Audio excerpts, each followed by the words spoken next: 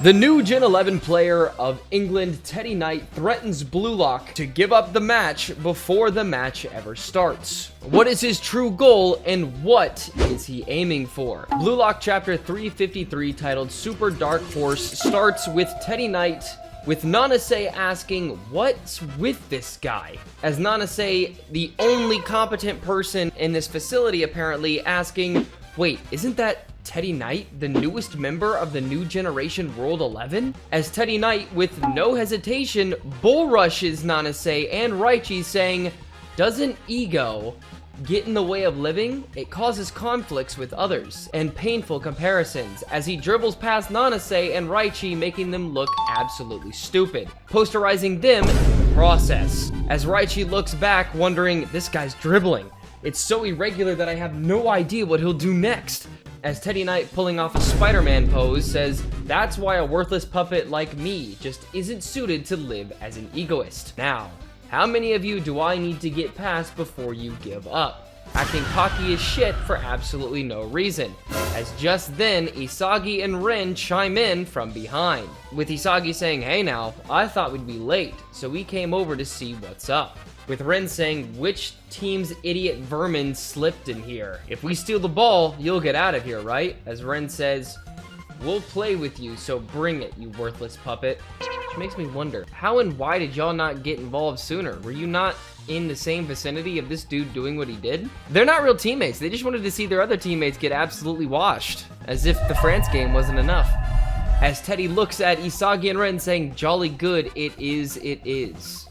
What the First off, no one in England says that, ever. I've never heard that in my life. No British person has ever said jolly good it is. What are you, an off-brand Corona? As now Isagi and Ren bull rush Teddy, as Teddy responds in kind, with Ren getting there first. As Teddy gets around Ren, and Isagi tries to cut Teddy off, as Teddy jumps out of the way of Isagi. But just then, someone grabs the back of Teddy's collar, with Teddy saying, that's not allowed, to where it is none other than Ren saying, I don't care, dumbass, using both of his hands to try and throw this man Teddy over his shoulder, MMA style. With Ren saying, you're tepid as hell. And just as we think it's over, Ren gets humiliated by Teddy breakdancing on his shoulder, Kyoto style, and sunning this dude in the process, saying, you egoists sure are barbaric. Mind you, Teddy still has the ball. He never lost it to begin with him continuing saying, I never want to be like you.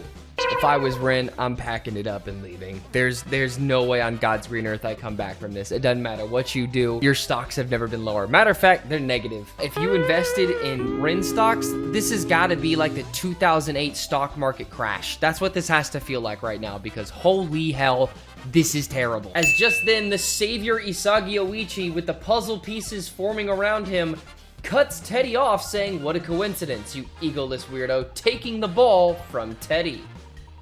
With Metavision activated, saying, I never want to be like you. As Bachita smiles, saying, nice, Isagi. I know he pissed off after getting kicked in the face with the ball, knowing he couldn't do nothing. Gotta rely on Isagi. As Teddy looks at him, completely unfazed, asking, who are you? As Isagi says, I'm Blue Lock's Yoichi Isagi. With Teddy saying, I see, Yoichi-san. So then, without Blue Lock, you just be Yoichi Isagi, right? With Isagi questioning what Teddy just said. I'm gonna back up a little bit here. What do you mean, Yoichi-san? You're English. I don't know why. I feel like that's just funny to hear. It genuinely feels like white boy in Japan that knows absolutely nothing about the culture. As just then, since Isagi stole the ball, Teddy gets up and walks away, saying, I'm just a puppet who will die and give England a World Cup victory. See you tomorrow, I am. Again, no one in Britain or England even says this. No one says that. As everyone in Blue Lock looks on as Teddy leaves, with Chigiri, Otoya, and Auryu talking to one another, with Chigiri saying, what the hell is with that guy? Otoya responding, he's a freak. With Auryu saying his skills are stylish though. Kurosu chiming in saying we could only stop him by breaking the rules. You didn't do shit. Ren's the one that did it. Just glad it wasn't you so you didn't get humiliated. I bet his dribbling is the key to England's strategy. As Yodi says, he was seriously unreal. I feel like none of us could stop him one-on-one. As Aiku chimes in, being the voice of reason, because that's all he can be. Honestly, destroying this man's character. I'm being so for real. Saying, just calm down. That was his aim. I bet he came here just to plant that doubt in our minds. The fact that they resorted to this proves England is just as desperate to win. As Isagi chimes in, the real motivator here, and actually does something, says, yeah, I think so too. If we don't win this, it's all over. Our lives are riding on this, the ultimate battle. But isn't that the situation that helped our egos evolve and get stronger? As everyone looks at Isagi, forming this amazing, impeccable, absolutely magnificent speech like a captain should be. Aiku, take notes. As we look back to what Ego said about the Ego Compass, saying, I've been wondering, why did we end up so scattered in the match against France? Was it because we doubted that we could be the world's best, like Ego said? Of course, France was crazy strong and our individual skills weren't quite up to snuff. But the biggest problem, as we see Charles, Hugo, and Loki in the background, was that we tricked ourselves into thinking that we were the strongest and the world revolved around us. As Hiyori says, I think you might be right. As Chigiri says, we got really popular from Blue Lock TV after all. With Isagi referring back to the Nigeria game saying, right, we were the center of attention among U20 teams before the World Cup even started. And after that overwhelming victory against Nigeria, we lost our balance.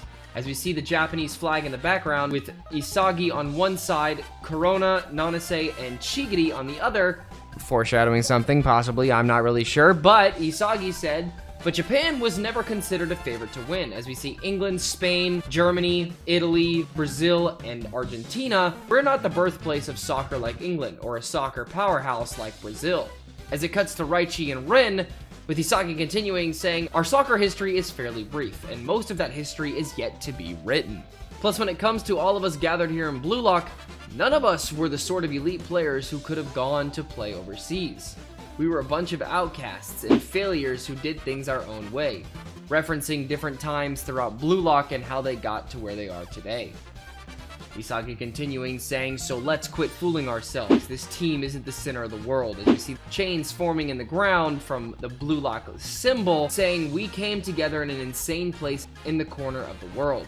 And we evolved with our twisted fanaticism. As Isagi grins from ear to ear, maniacal-like, finishing by saying Blue Lock is a super dark horse, as the Blue Lock logo, with chains coming out of it and the world in the middle, shackles on to the other flags with football powerhouses. With Chigiri saying, well, thinking that way definitely gets me fired up, as Aiku says, gotcha, this team has gotten fragmented, so we need a unifying mindset, as Isagi says, yeah, with this in mind, we can still have our own version of the world's best. As Bachita looks